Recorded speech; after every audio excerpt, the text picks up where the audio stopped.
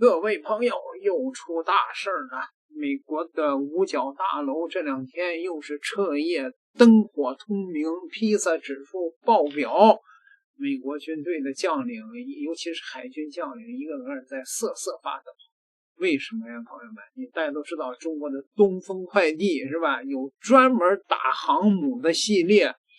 可是现在呢，美国的卫星发现，中国现在的东风快递不仅现在打航母，连美国的驱逐舰都打了呀！你这就是美国的这个军舰没有活路了，朋友们，这谁受得了啊？怎么回事呢？美国的商业卫星突然发现，中国的隔壁滩的靶场上长出了宙斯盾舰的1:1复刻伯克级驱逐舰那个旱地靶标。每一处细节都精细还原就是让解放军的导弹打得更准，伤得更狠。美国西方商业卫星在这个中国西北某靶场拍摄到了一张令美国海军高度关注的卫星照片，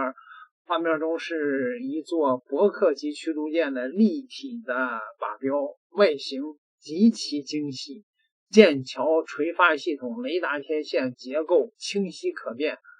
仿佛将一整艘美国的伯克级驱逐舰的模型完整的搬到了沙滩上。因为说你做个标靶做的这么精细干嘛呀？那就说明中国的那个东风导弹，它这个精度是米级的精度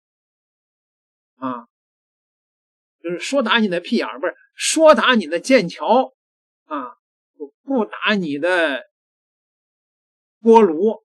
是它指哪儿打哪儿。你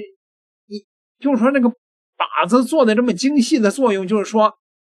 它能够分辨出来，就是打在哪个部位的毁伤效果，这你受得了吗？这个标靶呢，与此前呢拍到的一个驱逐舰的标靶截然不同。早期的标靶呢多为平面结构，一部分是驱逐舰的俯视的截面图，一部分呢是稍具拟真感的舰船的大幅的俯视照片。前者呢几乎没有任何的外观细节，后者虽能呈现出部分的轮廓信息呢，但远不及真正的模型精细。这些标靶呢通常还装有角反射器，用于模拟雷达的信号特征。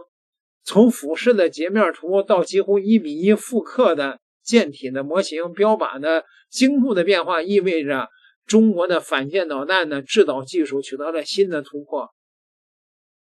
早期的标靶呢采用的是俯视截面图配合角反射器的设计，原因在于当时的解放军的反舰导弹以雷达制导模式为主，导弹看见的是目标反射的雷达信号，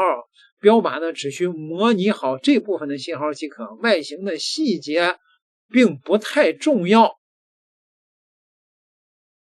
随着制导技术的不断进步，东风 21D、东风26等国产的反舰导弹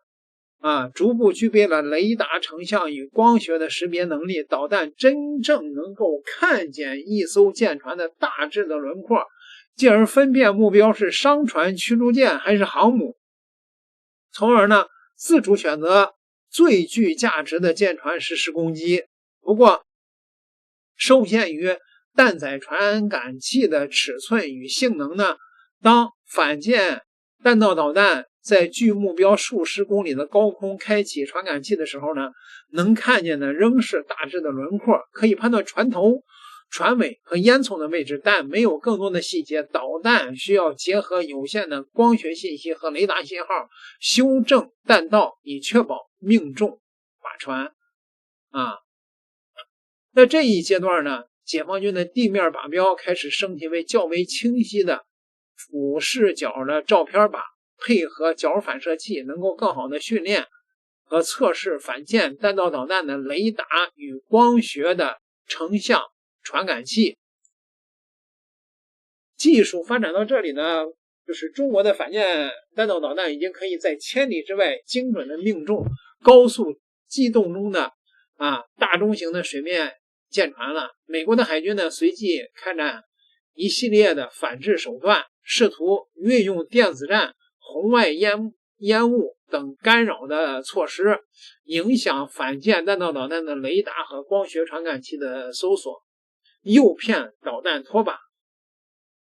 除了干扰措施以外呢，美军还制定了若干替身战术的预案，暂时呢让无人船驱逐舰乃至两栖攻击舰和补给舰等价值相对较低的水面舰艇主动释放假信号，吸引解放军的反舰的弹道导弹为航母挡枪。这些技术反制手段和诱骗战术的出现呢，给传统的雷达与光学复合制导的模式带来了不小的挑战。对此呢，解放军的回应呢，将人工智能技术引入了制导系统，训练 AI 进行视觉识别目标。AI 视觉呢，主要是依靠光学设备采集信息，针对雷达的电磁干扰手段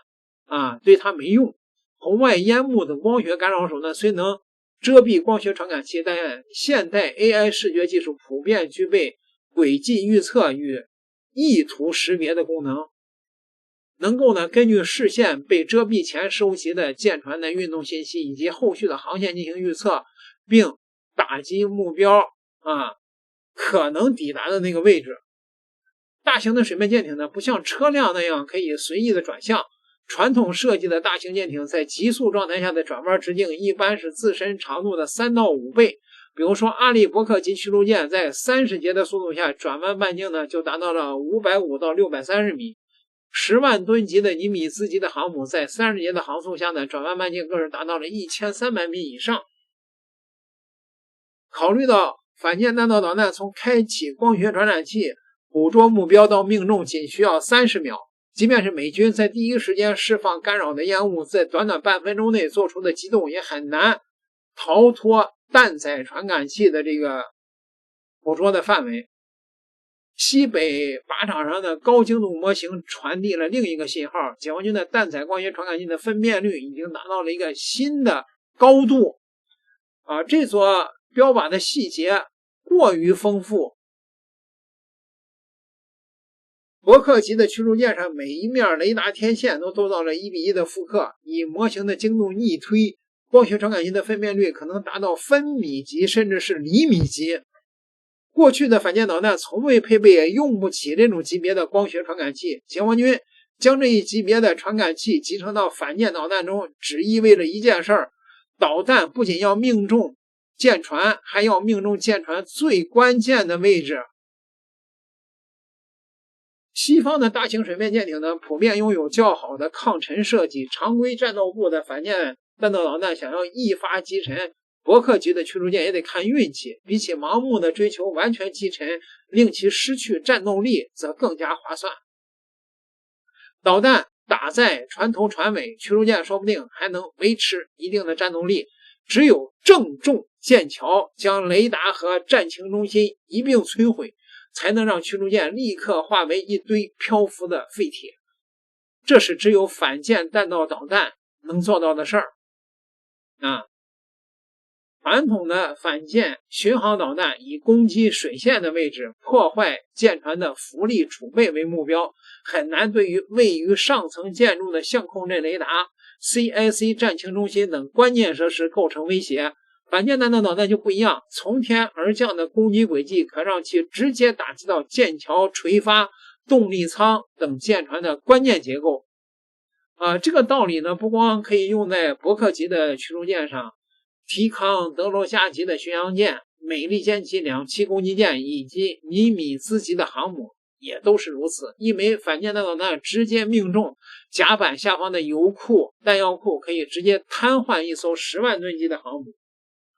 从俯视的截面图到等比例的立体模型，从雷达回波模拟到 AI 的视觉识别，目标越来越精细，打击越来越刁钻。当一枚导弹能够清楚地分辨伯克级驱逐舰的天线与舰桥，这种技术的代差便不是威胁了，而是战场上的结论。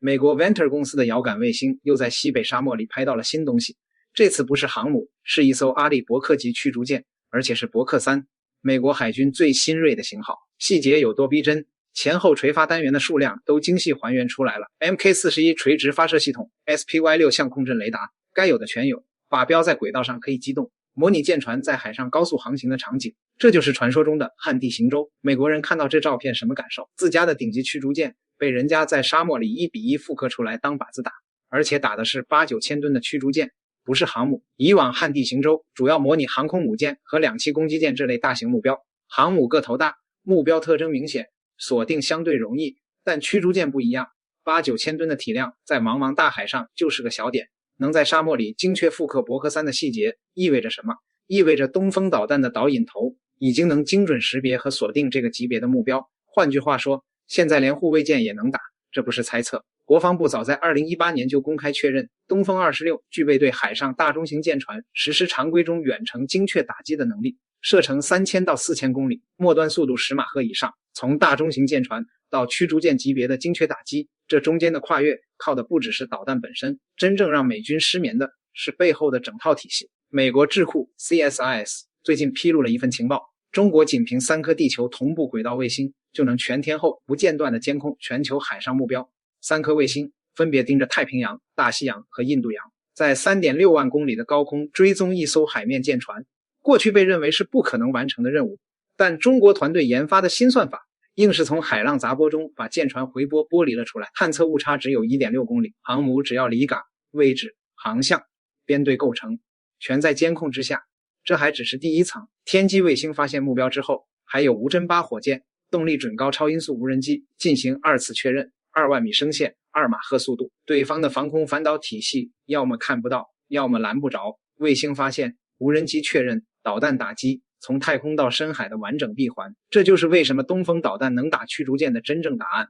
而这套体系的对手是谁？伯克3。伯克3从2018年5月切割首舰钢板到2023年10月服役，用了5年多。第二艘2020年11月开工，2025年12月才交付。从首舰开工到现在快7年了，美国只交付了2艘伯克3。同一时期，中国服役了多少？10艘055万吨大驱，23艘052D 经驱逐舰，仅055和052D 这2大主力型号，现役总数就达到45艘。美国人自己也承认，中国造船能力是美国的230倍。美国防长在国会听证会上亲口说的，7年美国造了2艘伯克3，我们下了10艘055、23艘052D， 230倍的造舰能力差距，在西北沙漠的旱地伯克面前又一次具象化了。从太空到深海，从卫星到导弹，从造船厂到靶场，这是一整条产业链，一整条作战链的碾压。东风导弹打驱逐舰靠的不只是一枚导弹的精度，是一整套发现、锁定、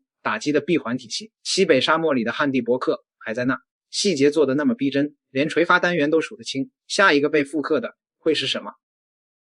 各位朋友，